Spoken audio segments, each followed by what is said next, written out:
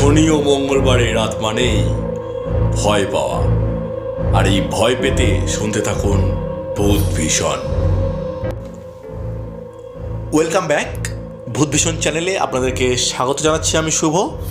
আশা করি আপনারা সকলে খুব ভালো আছেন, সুস্থ আছেন, নিরাপদে আছেন।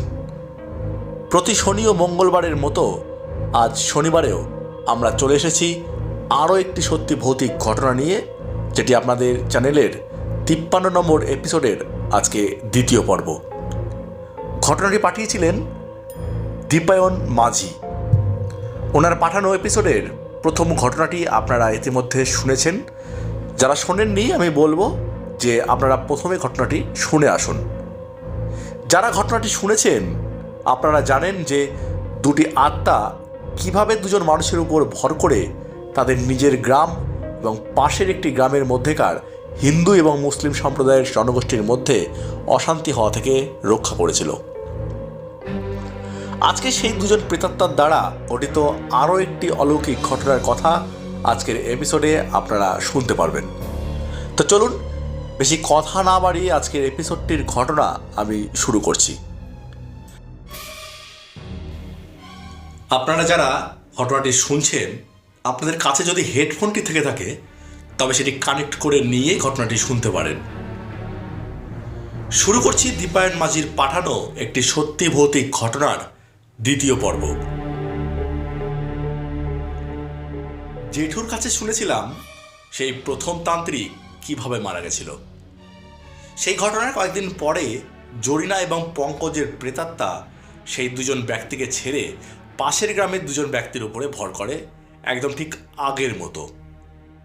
জরিনা খাতুনের প্রেতাত্মা ভর করে একটি পুরুষ মানুষের শরীরে, যিনি ধর্মগতভাবে ছিলেন হিন্দু, আর পঙ্কজের প্রেতাত্মা ভর করে সেই গ্রামেরই একজন মুসলিম মহিলার শরীরে, ঠিক একদম আগের মতো। এবারেও সেরকম অস্বাভাবিক আচরণ করা শুরু করে সেই দুজন ব্যক্তি, যাদের উপরে এই দুজনের প্রেতাত্মা ভর করেছিল।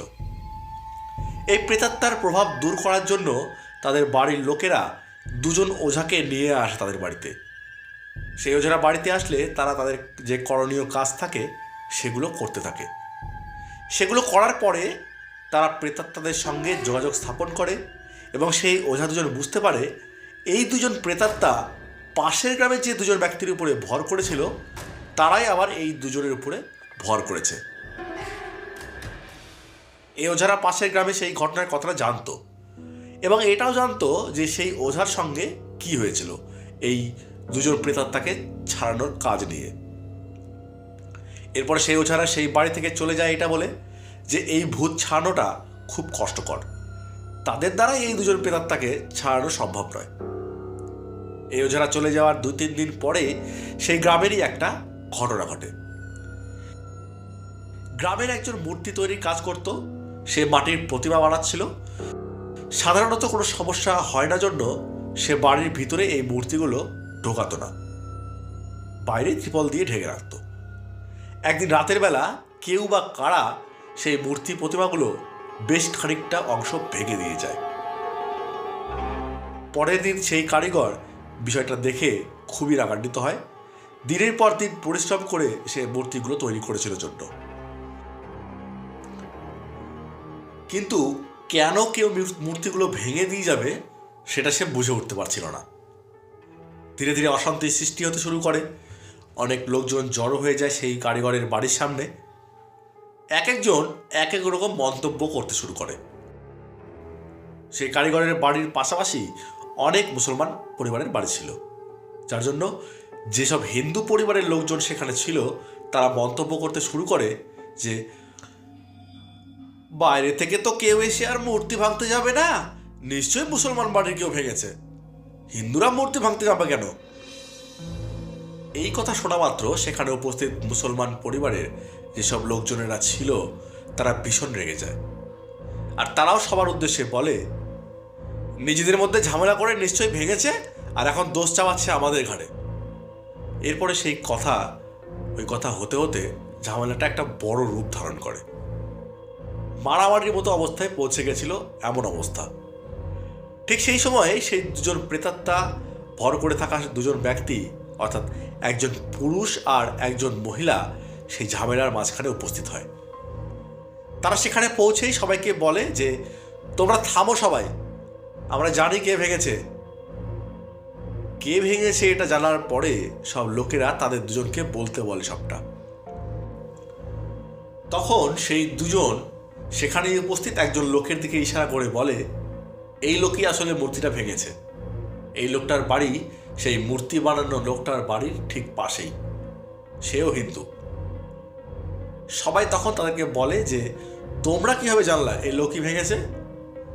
তখন সেই দুজন প্রেতাত্মা ভর করে থাকা ব্যক্তি একসাথে বলে ওঠে, নিজেদের পারিবারিক অশান্তির ফলে মূর্তির উপরে একটা ঝাড় এসে, আর সে সময় তার হাতে কি কি ছিল আর কখন এই ঘটনা ঘটেছে সবকিছুর পুঙ্খানুপুঙ্খ বর্ণনা তারা দিয়ে দেয়। এবারে যে বাড়ির সদস্য ছিল এই দুজন, তাদের বাড়ির লোকেরা তাদেরকে বলে, তোরা তো বাড়িতেই ছিলি, তাহলে কিভাবে এই ঘটনার কথা জানলি? তখন সেই প্রেতাত্মারা জানায় যে তারা সবকিছুই দেখতে পারে, যা মানুষেরা দেখতে পারে না। বলে রাখি, এই সময়েও কিন্তু সেই ভূতে ধরা দুজন স্বাভাবিক অবস্থায় ছিল না, তারা তখনও অস্বাভাবিক আচরণ করছিল। দুজনের কাছ থেকে এই কথা শোনার পর সেখানে উপস্থিত কিছু কিছু লোক রেগে গিয়ে বলে, নিয়ে আয় তোরে জিগার গাছের ডাল ভেঙে, আজকে পিটিয়ে এদের ভূত ছাড়াবো। না জেনে শুনে যা তা বলে যাচ্ছে তখন থেকে। তবুও সেখানে উপস্থিত লোকেরা সেই লোকটিকে বলার জন্য বলে যে ওই দুজনের কথা সত্যি কিনা। যাই হোক, সেই লোক কিন্তু স্বীকার করে নেয় যে হ্যাঁ, সে এই মূর্তিটা ভেঙেছে, আর এটাও বলে তার ভুল হয়ে গেছে, যা ক্ষতি হয়েছে সেটার জন্য ক্ষতিপূরণ যা হয় সেটা সে দিয়ে দেবে। লোকটির ঘটনার কথা স্বীকার করে নেওয়ার পর সেই লোকেরা তখন বলে যে তাহলে তো এই ভূতে ধরার লোকেরা সব ঠিকঠাক মতোই বলছে, আমরা শুধু শুধু তাকে মারার জন্য উদ্যত হচ্ছিলাম। এইভাবে সেদিন একটা বড়সড় ঝামেলার থেকে রক্ষা পায় গোটা গ্রাম। সেই সময় সেখানে দুজন ওঝাও কিন্তু উপস্থিত ছিল, এবং তাদের সামনেই সেখানে উপস্থিত সব লোকজনেরা বলে, এই ভূতেরা তো আমাদের কোনো ক্ষতি করছে না, বরঞ্চ আমাদের ভালো করছে, ঝামেলা হওয়ার থেকে আমাদেরকে বাঁচিয়ে দিচ্ছে, তাহলে এদেরকে তাড়ানোর কোনো প্রয়োজন নেই। কিন্তু সেই ভূতে ধরা লোকের বাড়ির লোকেরা এতে অসম্মতি প্রকাশ করে। তারা বলে যে সমাজের ভালো হলেও যাকে ধরেছে তার তো ক্ষতি হচ্ছে কিনা, আমাদের তো ঝামেলা পোহাতে হচ্ছে। তখন সেখানে উপস্থিত সবাই সেই ওঝাদেরকে বলে, তাহলে আপনারাই একটু এর বিধান করে দেন। সেই প্রেতাত্মাদের সমস্ত কীর্তিকলাপ কিন্তু সেই ওঝারা প্রত্যক্ষ দেখেছিল, যার কারণে সেই ওঝারা সেই প্রেতাত্মাদের বিনম্রভাবে জিজ্ঞাসা করে কি করলে তারা সেই দুজন ব্যক্তিকে ছেড়ে যাবে এবং অন্য আর কারো উপরে ভর করবে না। তখন সেই প্রেতাত্মারা বলে যে তাদের কিছু ইচ্ছা আছে, সেই ইচ্ছাটা পূরণ করে দেওয়ার পরে তাদের যদি অন্ত্যেষ্টির কাজ সম্পূর্ণ করা হয় তাহলে তারা আর কোনোদিন কারো উপরে ভর করবে না, এবং এতে তাদের আত্মার মুক্তি লাভ করবে। তখন সেখানে উপস্থিত সবাই একাগ্রভাবে তাদের জিজ্ঞাসা করে যে ঠিক আছে, বলো তোমরা কি করলে মুক্তি পাবে আর তোমাদের কি ইচ্ছা হয়েছে, আমরা সবাই সেটা পূরণ করব। তখন জয়িরা খাতুনের প্রেতাত্মা যার উপরে ভর করেছিল সেই লোকটি বলে ওঠে, আমার অনেক ইচ্ছা ছিল আমি স্কুলে পড়ব, কিন্তু আমার বাবা আমাকে স্কুলে যেতে দিতে চাইতো না, তাই আমি চাই অন্ততপক্ষে একবারের জন্য স্কুলে যেতে। এতে সেখানকার লোকেরা বলে যে তুমি কিভাবে স্কুলে যাবে? তখন জয়িরা খাতুনের প্রেতাত্মা বলে, আমি এই গ্রামেরই একজন স্কুল ছাত্রীর উপরে ভর করব, আর তার মাধ্যমে আমি স্কুলে যাব। এতে সবাই নিজেদের মধ্যে বলা বলি করে যে ঠিক আছে, এরা তো কারো ক্ষতি করছে না, তো যা ইচ্ছা এদের সেটা মতো হোক। এতে সবাই মেনে নেয়। এরপরে পঙ্কজের প্রেতাত্মাকে জিজ্ঞেস করা হয় যে তুমি কি চাও?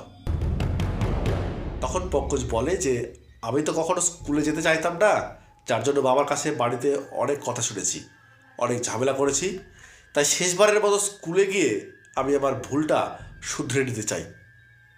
আমিও জয়িটার মতো কারো উপরে ভর করে স্কুলে যাব।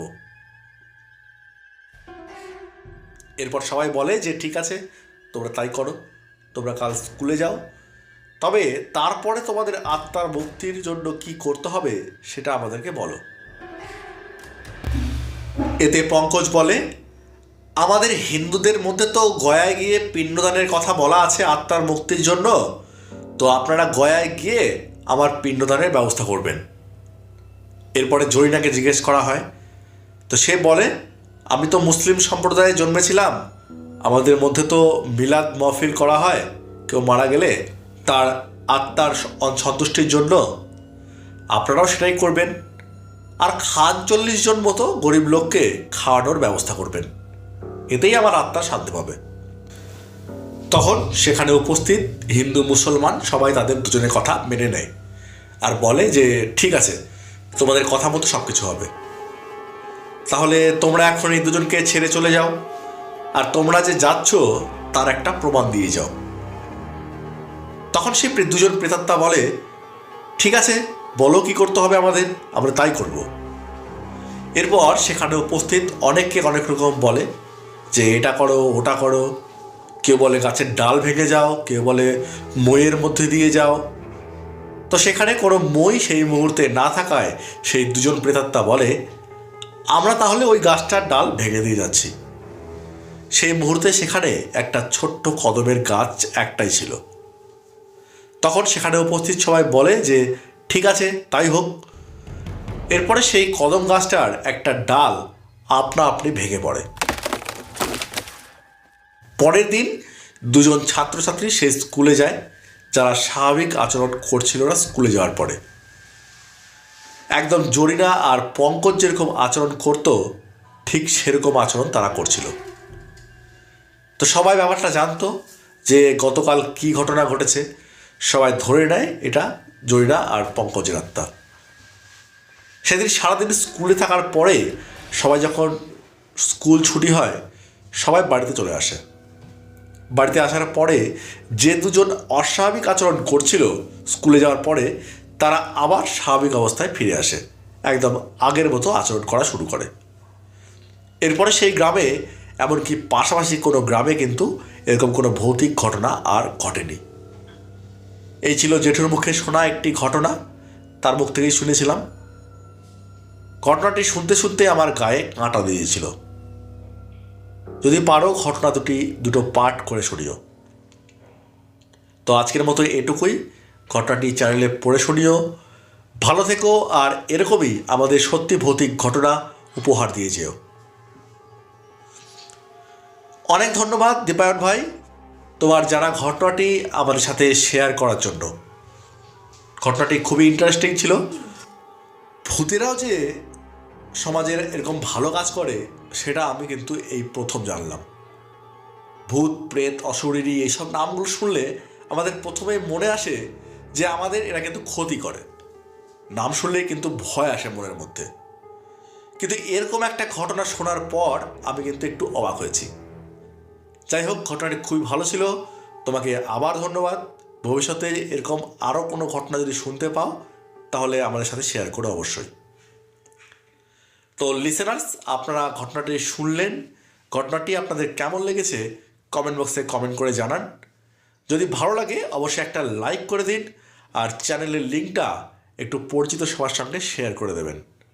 যারা চ্যানেলটি এখনও সাবস্ক্রাইব করেননি আপনাদের কাছে অনুরোধ, আপনারা চ্যানেলটি সাবস্ক্রাইব করে দিন, আর পাশে থাকা বেল আইকনটিকে টাচ করে নোটিফিকেশান অন করে রাখুন, যাতে প্রতি শনি ও মঙ্গলবার ঘটনা আপলোডের সাথে সাথে সেই ঘটনাটি আপনার সবার প্রথমে কাছে পৌঁছায়। আপনাদের যদি এরকম কোনো সত্যি ভৌতিক ঘটনা জানা থাকে বা আপনাদের সাথে এরকম কোনো ঘটনা ঘটে থাকে তাহলে সেই ঘটনাগুলো কিন্তু আপনাদের সাথে শেয়ার করতে পারেন। যদি আপনারা আমাদের ঘটনা পাঠাতে চান তাহলে আমাদের চ্যানেলের ইমেল আইডিতে ইমেল করে কিন্তু পাঠাতে পারেন। আমাদের ইমেল আইডি হলো bhutbhishorestory@gmail.com। এছাড়া আপনারা আমাদের সঙ্গে ইনস্টাগ্রামে যোগাযোগ করতে পারেন। আমাদের ইনস্টাগ্রামের লিঙ্ক আমাদের এই ঘটনার ডেসক্রিপশানে দেওয়া থাকলো। আর আপনারা যদি হোয়াটসঅ্যাপে আমাদের সঙ্গে যোগাযোগ করতে চান সেই নাম্বার কিন্তু আমরা ডেসক্রিপশনে দিয়ে রাখছি, সেটাতে কিন্তু আপনারা যোগাযোগ করতে পারেন। যদি কেউ আমাদের চ্যানেলের স্টুডিওতে এসে আপনাদের ঘটনাটি লাইভে বলতে চান তাহলে আপনারা আসুন, আপনাদের আমরা স্বাগত জানাচ্ছি। দেশের বাইরে থেকে যদি কেউ ঘটনা পাঠাতে চান তাহলে আপনারা অডিও ক্লিপ করে পাঠাতে পারেন। তো আজকের মতো এটুকুই। ফিরে আসবো আগামী মঙ্গলবার আরও একটি রোমাঞ্চকর ঘটনা নিয়ে। ততক্ষণ পর্যন্ত সবাই ভালো থাকবেন, সুস্থ থাকবেন। শুভরাত্রি।